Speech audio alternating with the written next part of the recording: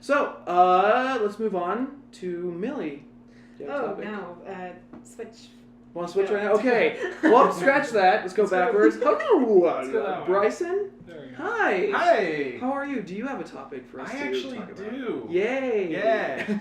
So that sounds that's very sarcastic. Yeah, I'm like, yay. The new guy. Always talking about stuff.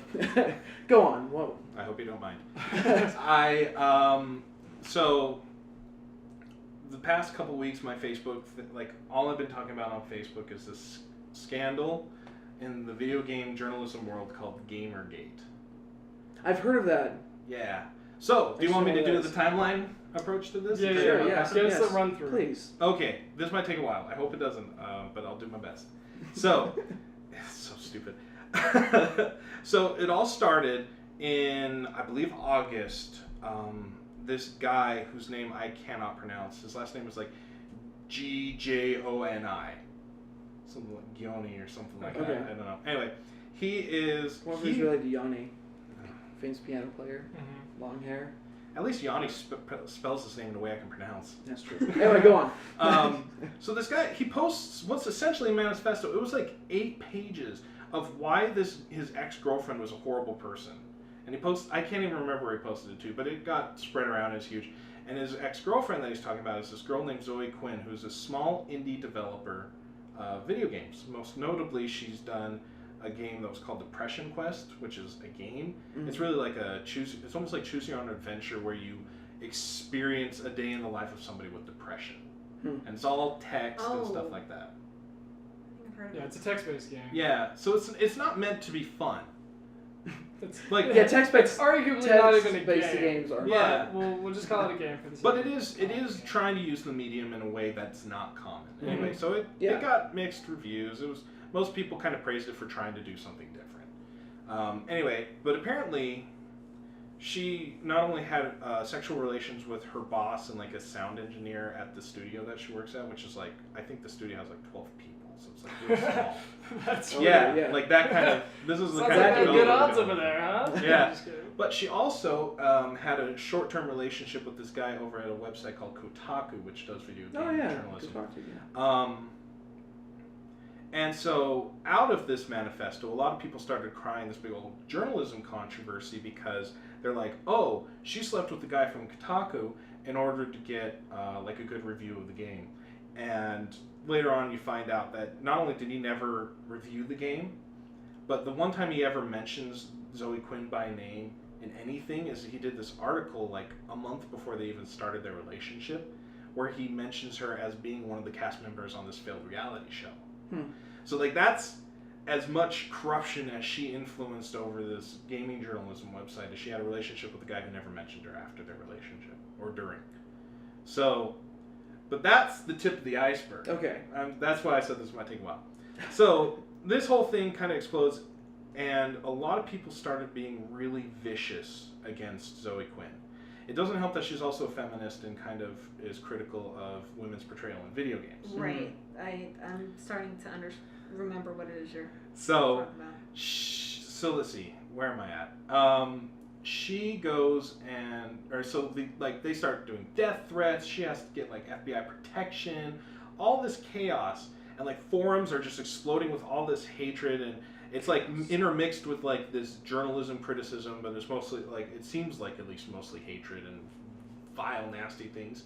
So then the games journalism side of things, like they all start reporting on it, but they're only reporting on the negativity from these gamers and how like they're just being so misogynistic and yada yada yada. Mm-hmm.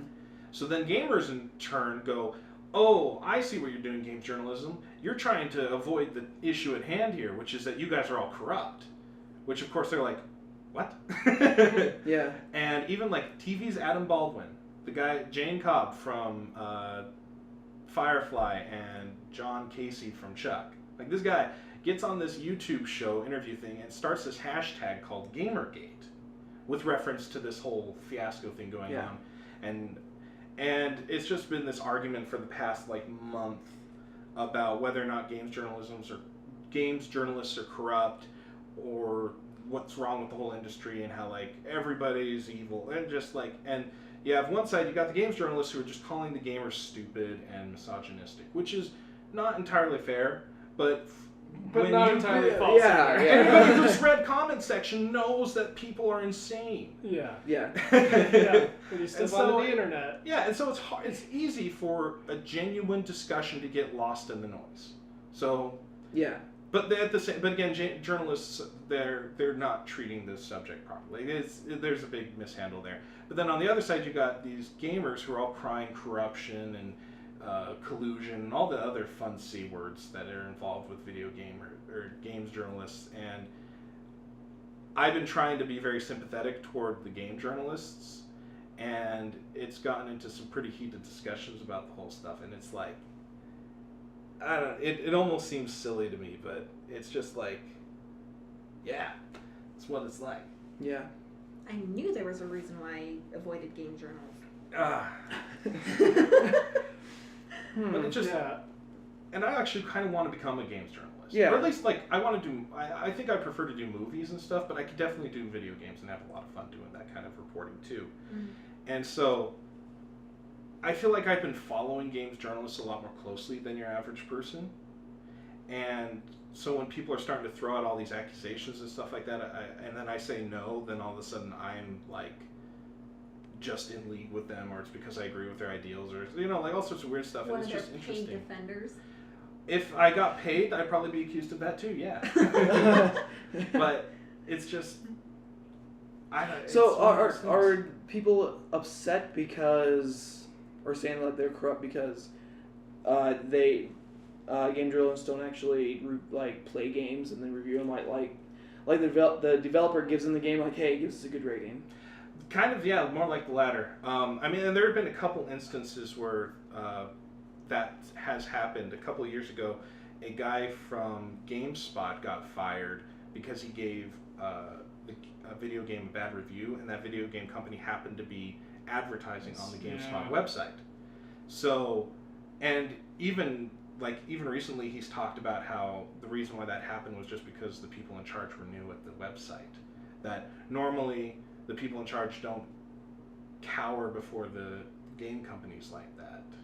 Mm-hmm. And it comes from the industry itself is set up in a really weird way, that they're being held to the same standards as normal journalists, but it's a completely different beast because games journalists are entirely dependent on the game companies for content. Like if a game company decides, no, we don't like how you reviewed the new Mass Effect, so we're not going to send you any more stuff exclusively for your website. That kills a website. So it is this weird, interesting balance, but I feel like for the most part, journalists are very open and honest. They're just not insanely critical like most people on the internet are.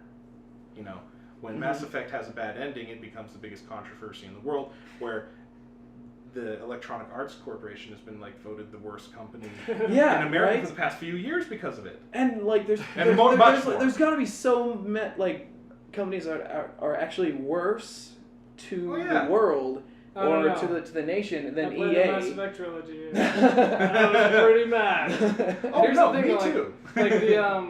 The thing with that is that there's not enough, I don't think, transparency to where I think they should say oh, this review is sponsored or something like that. It's or we didn't finish the game. Most of the people who played Mass Effect 3 and reviewed it and gave it 10 out of 10, and no company mentions the ending. Yeah. Even though it explodes on the internet the second it happens. Yeah. So I'm really, you couldn't just commit one person to beat the game before reviewing it?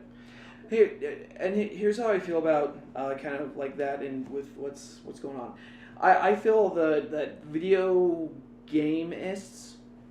Gamers. Yeah. Gamers? You just call them gamers. Yeah, I know, but I want to be more accurate, scientific here. Okay. I feel that they are one of the most one of the more passionate types of people here, because being a gamer, you're kind of in a way you're kind of looked down upon in society, oh, he's a gamer, he just plays games, it's childish or whatever, and so we have to kind of make a stand. And so because of that, we're also on the internet a lot because we're on forums and discussion boards and everything, and so we're also the most when it comes to the internet, most verbal about something. And so, yeah, that's how gamers are. I don't think it's fair for gamers to say that like journalists are corrupt.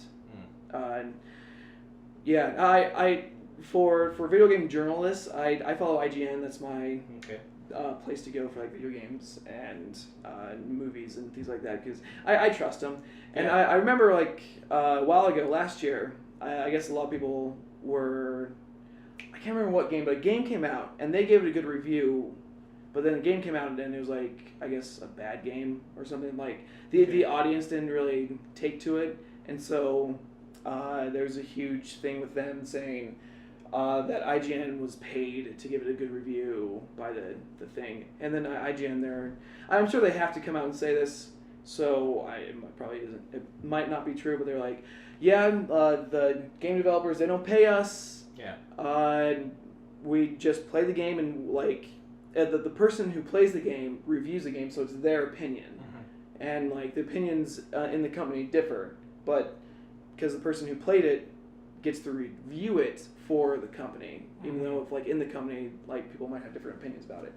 So yeah, I don't think it's fair for gamers to be dissing. Yeah. I just think it's hard, like you said, I didn't think about that, how they rely on the game companies to get content, so if they badmouth the game, they have to literally worry about getting future content early, at least, to review it by the time people get it. And it's really back and forth, too. But I think that's one of the reasons I don't rely on those, like I rely more on YouTubers and stuff, and I don't buy games day one because of that reason, because I get well, here's the thing, too, like, with Mass Effect 3, I would have still bought the game. Oh, yeah. And so I was just very surprised that nobody said anything before. Like, no reviewer on any website mentioned that the ending was pretty awful. Well, and there's also the worry of spoilers. Like, if you spoil the review, that's a sin. You don't have to spoil the game to say that the ending's not very good. Even saying the ending is not good is a spoiler, though. Or even saying that there's a twist is a spoiler. Like, people jump on that stuff all the time. Yeah, how is that, though, a spoiler? Because everything should really have a twist. So I don't really think that... I don't know. I can understand, because every once in a while I hear a movie review that is supposed to be spoiler-free, where I hear something where I'm like, oh, I didn't know that. I wish you would have said that. But at the same time, how can you not say something about something that big? Like, when it affects the story so, like, monumentally, you have to say something. I think it's crazy because of the Mass Effect thing. It just shows you how much power the audience has, apparently. Yeah, I've it's never like, seen... we don't like your ending. I've never seen all right, so fine, many people we'll come together over video. We'll add something to hopefully make you a little happier. Well, the thing I hated the most about Mass Effect was the fact that there was a $10 day one DLC for a character who was integral. Like, having that character in your party gave you so much more context to everything, but you had to pay $10 to get him. Yeah, he was a main story character that should have been part of the game. Yeah, and you shouldn't have even needed him in your party in order to get some of that context or whatever. Like, it was just, it felt like a huge money grab, and I think that was the first thing that EA, come on, guys. Yeah, and I think that put gamers on edge, so that when finally the ending did happen, it was just like, you know. See, I was kind of mad about it, but it wasn't that big of a deal to me because I had never really bought any of the other DLC, so I was like, oh, I just won't buy it. And I didn't notice that it was missing, but like once you get it, you're like, holy crap, I wish I would have had this. But you know what even had a worse ending than Mass Effect 3, in my opinion at least? The Last of Us. No. I actually didn't. I didn't like the ending. I actually don't like I'll kill myself. You should go out the door. But Assassin's Creed 3 did. was even more anticlimactic and more bullcrap than the ending of Mass Effect 3. Yeah, I guess that's true. I feel like the Assassin's Creed doesn't have the weight of having a same main character, and the stories don't like blend together. They promised me the apocalypse, though, and you only hear it in radio chatter during the credits. Whoa, spoilers! The entire game's about the 2012 apocalypse. If you don't get that by the end of the first game, you don't just whatever. Yeah. Yeah. But well, like, see, here's the thing with like the first two or the first three Assassin's Creed games, through Brotherhood and all the sides of two, is because it, like, even though the main story is Well, no, I would say the main story is with what's his name? Delvin? Desmond Miles. Desmond. Desmond. That's the main story, but like it's like the side story that everyone plays as. Right. Is like the it's like assassins. stopping the Templars Yeah. and all that stuff. Yeah, and so I played most anyways, of, well, I don't some know where I of was the going with first that. one and some of one of the other ones. yeah. Like, I know what it is, but I just, yeah. But to kind of further my point why I don't super agree with gamers on this is I'll use two examples from recent memory. One is on GameTrailers.com. Whenever they do a review of a game, they never give a game a 10 out of 10 because according to their scale, 10 is like perfection. You cannot improve on this game. So nothing will ever achieve that. The best score I think I've ever seen is like a 9.7 or something like that. And even like the individual Mario scores. game? No. It was Is it The Last of Us?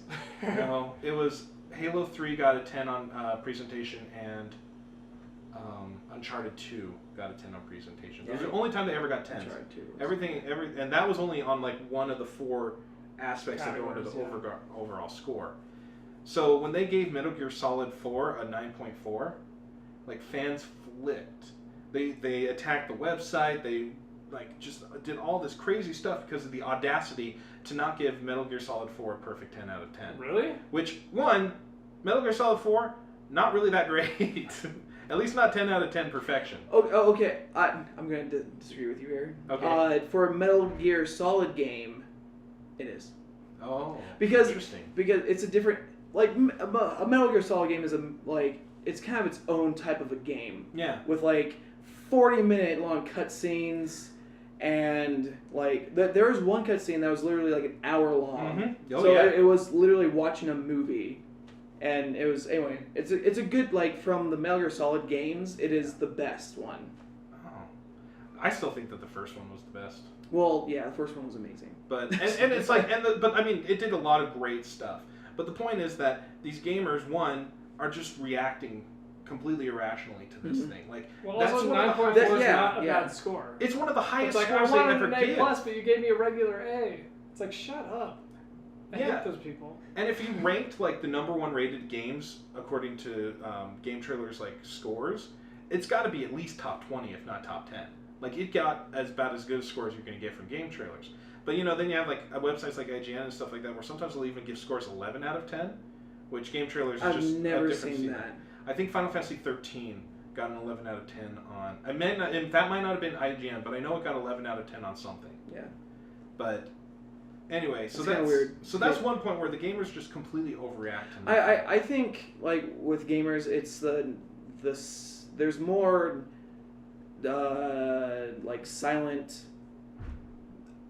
good people Yes. than there actually are than the vocal haters. That's how Does it is that with make sense? everything, though. Yeah. And so like it's bad. Like I hate that that's the way it is, but that's kind of the way it is. Is like the people that are gonna speak up are the haters, and people that, like really jump to conclusions like, oh, you're a like for her, the game gay chick. Her. It's like, oh, you're a whore or whatever. Yeah. When she's really probably not a whore. I don't know her personally. It's a bunch but of and so like they're the ones to actually voice up and say something. So that's I want like, and also with the internet just in general, you kind of want to ignore that because there's more hate. But there's a lot of good on the internet too. Like the internet can do a lot of good things, but it's a lot of hate, and you just gotta kind of brush. Well, it you off. have to expect that. From the Yeah. internet. Yeah. Like you can't just be like, well, this is going to be a really positive thing for everyone on the internet. Like that's not going to happen. Yeah. But most likely there's like good things that will come out of something. Yeah. And I think the point of that is it illustrates why journalists might have a particular perception of internet and how they react to things. So even when they have a legitimate concern, they might scoff at it or be a little high and mighty about it because they're like, well, they've already done this to us a million times over nothing. You know, when DMC Devil May Cry came out, like people created review sites on Metacritic just to give it a 0 out of 10 without even having played the game. You know, just because they were so outraged by its mere existence. You know? Yeah. So and that's why I kind of come to the journalist's defense, is almost because like I can see where they're coming from. And yeah, it's not a correct position, and you're absolutely right with what you're saying. It's like this is a vocal minority thing that we're dealing with here, but when you deal with that every day of your life, it might be understandable you could get a little jaded. Yeah, So, I understand. and it's sad, It is. ultimately. Thank you, Bryson.